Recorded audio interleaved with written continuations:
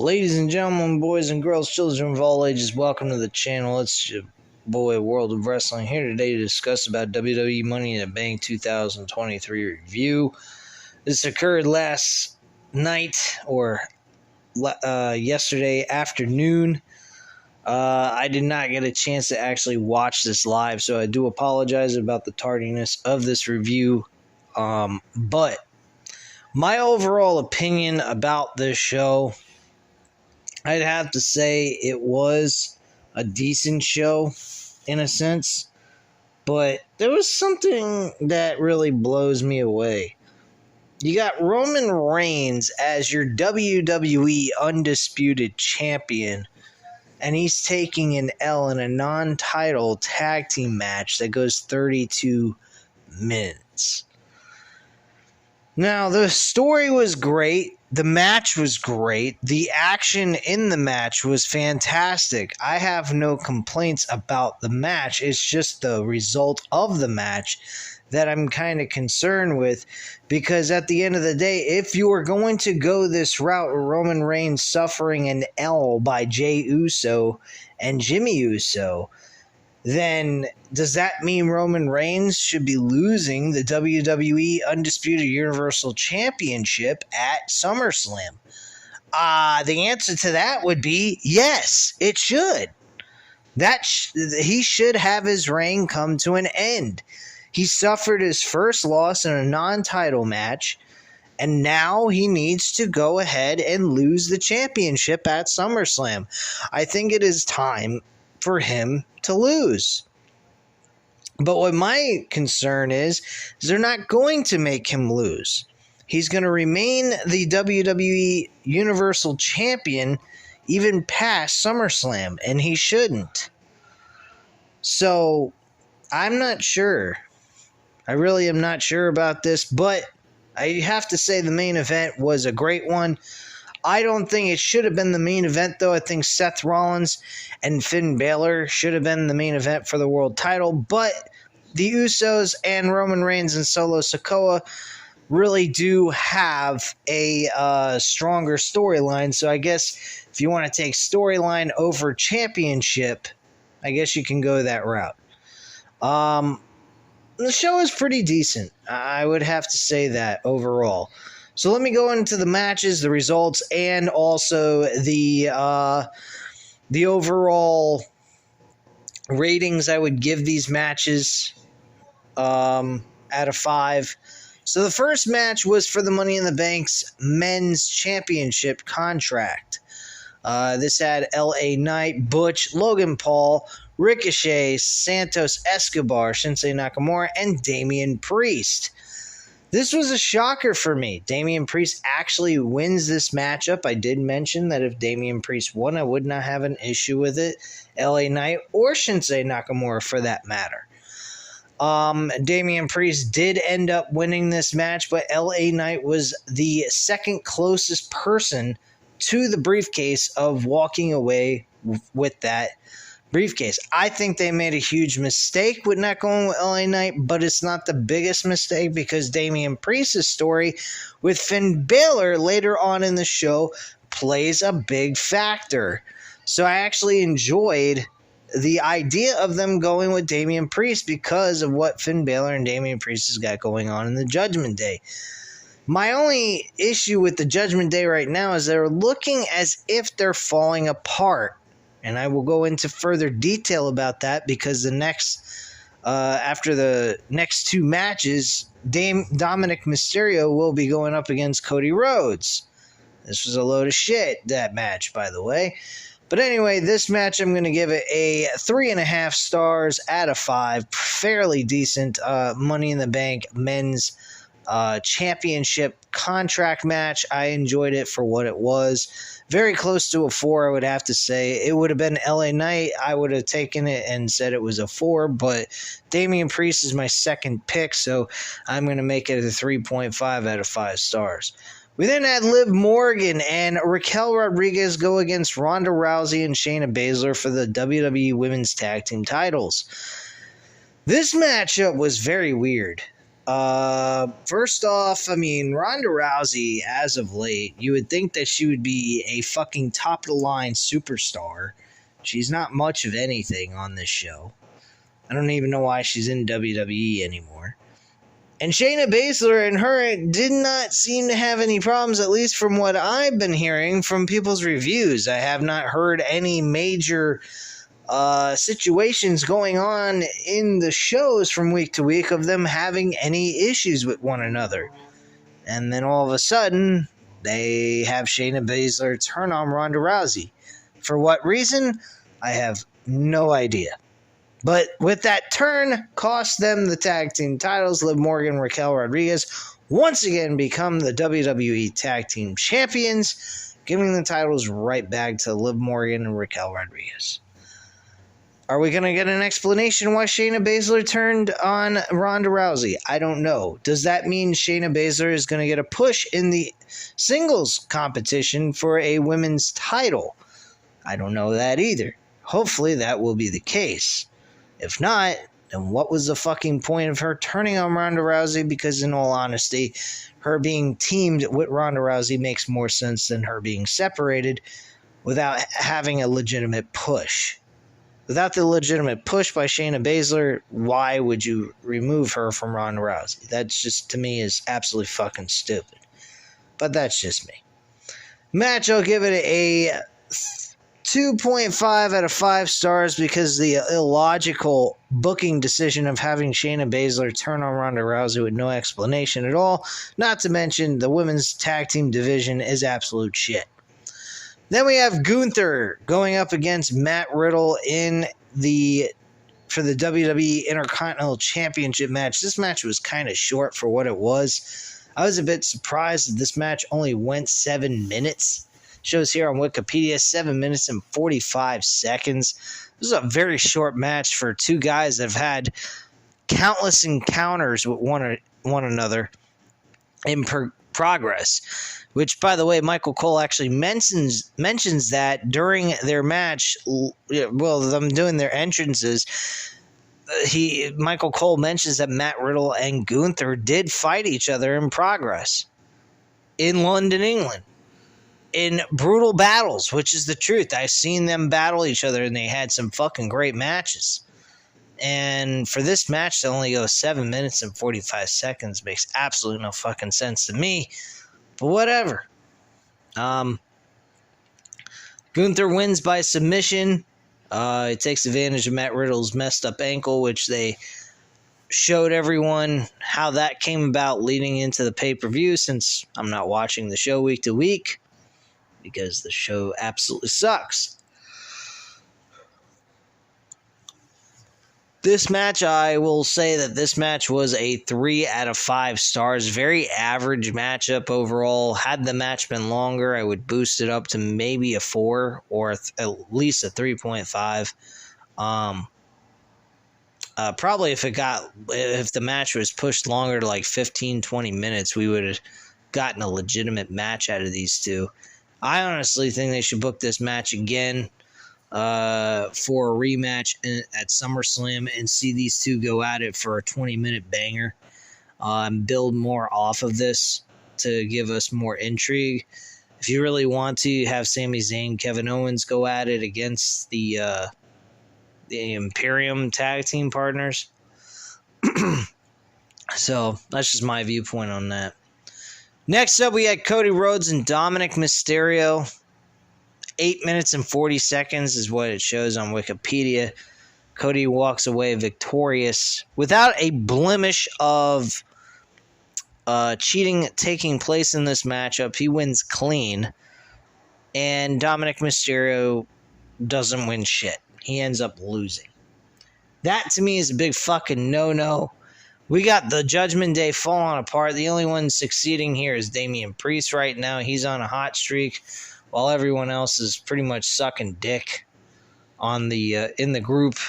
I don't particularly like this. Cody Rhodes, Dominic Mysterio, to me, was an absolute thumbs down.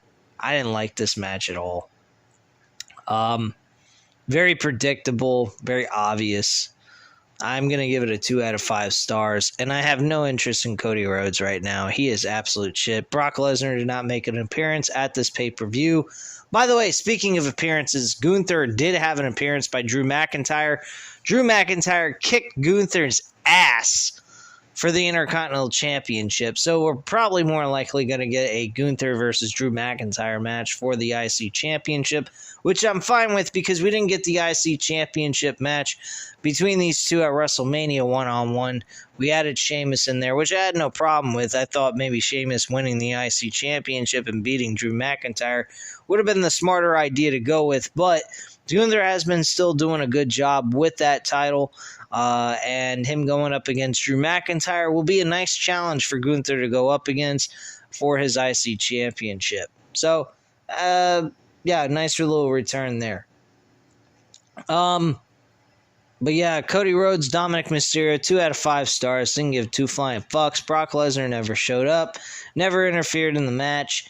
We're getting nothing out of that, so who cares? Anyway, moving past that, we actually had an appearance by John Cena, at least by a big name. He showed up. He was talking about the crowd and thanking them for being so supportive of the WWE as usual, saying that they are the show. They are what makes the show entertaining and great, and that he wants to see if maybe he can push the right buttons within WWE hierarchy to get them to have a WrestleMania in London at Wembley Stadium, I would assume. If that was to even happen, I may consider actually doing something like that. That would be a nice little vacation away from America, getting out of these states. I've never had a legitimate vacation period doing anything. I wouldn't even know what a week-long vacation is outside of hanging out at my house. But anyway, point being is, guys, I would definitely love to do a go to Wembley Stadium and see this event, WrestleMania. I was all set to see WrestleMania 2 years ago, or 3 years ago, actually, before the pandemic, but unfortunately that fucked all of our lives up. And yeah, so there's talks about that during this promo. Then Grayson Waller, who is yet to have a match. Grayson Waller versus John Cena versus SummerSlam sounds like a good matchup, I think. That would be a nice way to get Grayson Waller on TV, get him to wrestle, and perform against John Cena. Even give him a W to show off his skills in the ring. But yeah, Grayson Waller comes out. He was talking about how they shouldn't have WrestleMania in London, England. If they're going to have it in a foreign country, they ought to have it in Australia. Aussie is what he says. Wrestle Aussie or some shit about Australia. I actually like that idea much more because I've always seemed to have a fascination of Australia. They have beaches, they have the suburbs and everything else. It's like its own personal island away from all the bullshit of the world. So yeah, I mean, I would definitely go to a fucking show in Australia. Most definitely. I'd love to live in Australia personally, guys, but I ain't got the fucking money to live there yet. But anyway, that's pretty much what everything went down there. Eventually, things just broke down between Grayson Waller and John Cena. John Cena just gave an attitude adjustment to Grayson Waller to end the segment, and John Cena walked away with the crowd extremely loud and happy about the end result of that segment. So it was pretty fun. Next up, we had the women's Money in the Bank ladder match. We had Bayley, Becky Lynch, Trish Stratus, Zelina Vega, Zoe Starks, and Io Sky. This match was okay, I guess.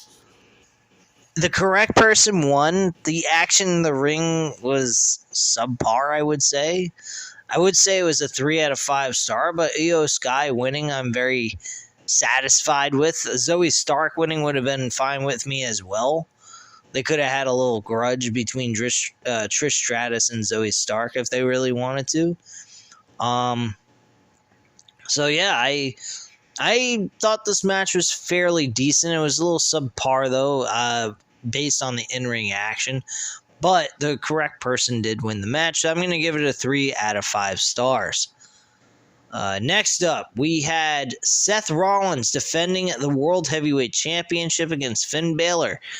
This was what I was talking about earlier is very true. This was a great matchup to book because by Damian Priest winning the Money in the Bank briefcase, we develop a story between Finn Balor and the Money in the Bank briefcase. This was entertaining. Damian Priest later on in the match, I think halfway through, got involved. He looked like he was going to cash in, turn it into a triple threat match. Michael Cole was calling this, like, saying like Damian Priest could do the same thing Seth Rollins did at WrestleMania 31 back in 2015 by cashing in and turning it into a triple threat match or waiting after the match was over. He had multiple ways of trying to cash in to this match, either during or after. So, bottom line, the action was pretty much similar to 2016 overall. The chemistry between these two is still well. They had good action overall. My attitude about this match, I would say it's a 3.5 out of 5 stars because there wasn't enough time to develop any major heat to get this crowd super excited. Only 12 minutes and 30 seconds. That was as long as the match went. And that's not going to get you, for a pay-per-view match, I mean, that's not going to get you all crazy for a story. I mean, the only thing they had was Damian Priest and Finn Balor. Finn Balor, after the match, when he lost to Seth Rollins, he was asking Damian Priest, were you here to help me or were you here to help yourself by cashing in? Like, he was asking all kinds of questions on what was going on and why he was there in the first place. He was a little skeptical about everything, which I don't blame him for doing that, because that was a little weird. To do that during your teammate's match and to just come there, and he was a distraction at the end of this. Finn Balor was going for coup de grace, and he was up on the top rope, ready to do it, and it looked like Damian Priest was just going to bust right in there, cash in, and try to do something while Finn Balor connected with his maneuver and then was just going to pin Seth Rollins from the look of it. And Finn Balor saw that seemed like something like that was going to happen, so he looked down at him like, what the fuck you doing? All of a sudden, Seth Rollins got the upper advantage, hit the curb stomp, and got the victory and walked away victorious with the World Heavyweight Championship. While those two bickered and argued with each other, Seth Rollins was celebrating with the championship held high over his head. So that was pretty much that. This match, I'm going to give it a 3.5 out of 5 stars. Very solid, decent matchup overall. Just wish the match would have been a little bit longer for pay-per-view quality. But nonetheless, decent match overall. Then the main event with the Usos, Jimmy and Jay, going up against the Bloodline, Roman Reigns and Solo Sikoa. This was a very good matchup. Again, like I said, Roman Reigns losing this match only gives me signs of Roman losing the championship at SummerSlam, but only for us to find out later he ain't losing. Now, if that's the case, then why have Roman lose this match? This leaves a very, very serious situation happen here for Roman Reigns, because if you're going to have Roman Reigns lose clean in a tag team match with no championship on the line, with a tagline of Bloodline Civil War, do we automatically assume that Roman Reigns should lose the championship? I think he should, based on the fact he lost. Now, if Solo Sikoa would have been the one suffering the L, then I would have been like, yeah, that's perfectly fine. Then you have Roman Reigns turn on Solo Sikoa. We have Solo Sikoa and Roman Reigns go at it one-on-one at SummerSlam. And then you have Solo Sikoa suffer the L to Roman Reigns, and Roman Reigns retains his championship. And then it's only left between Paul Heyman and Roman Reigns. So we end where we started at. Roman Reigns and Paul Heyman started off together. Now they're ending together. That would have made a lot more sense. This, to me, leaves a lot of questioning towards the decision they were making, unless they were planning on going ahead to have Roman Reigns lose the championship at SummerSlam. That's the only explanation I can come up with. But this match, I'm going to be fair, though, and give it a 4 out of 5 stars because it was a very long match. Fairly fun matchup overall, and very close, too. Either one of these teams could have won. So I got to give them a lot of credit. All 4 of these guys working together. I think Roman Reigns probably had a really lot of fun doing what he was doing. And I think that this was a fairly fun, entertaining matchup as a main event. The show overall was fairly decent. I would give it a B-, but nowhere near beating Forbidden Door. So, Rachel Buck, I'm sorry to bust your chops, but Forbidden Door did not lose to Money in the Bank. Anyway, guys, that's all I have to say at this time. You know what to do. Hit the like button if you like the video. Hit the subscribe button if you're not already subscribed to the channel. And leave a comment down below. I'll definitely get back to you on that. Thank you guys very much for watching, and have a great night, guys. Bye.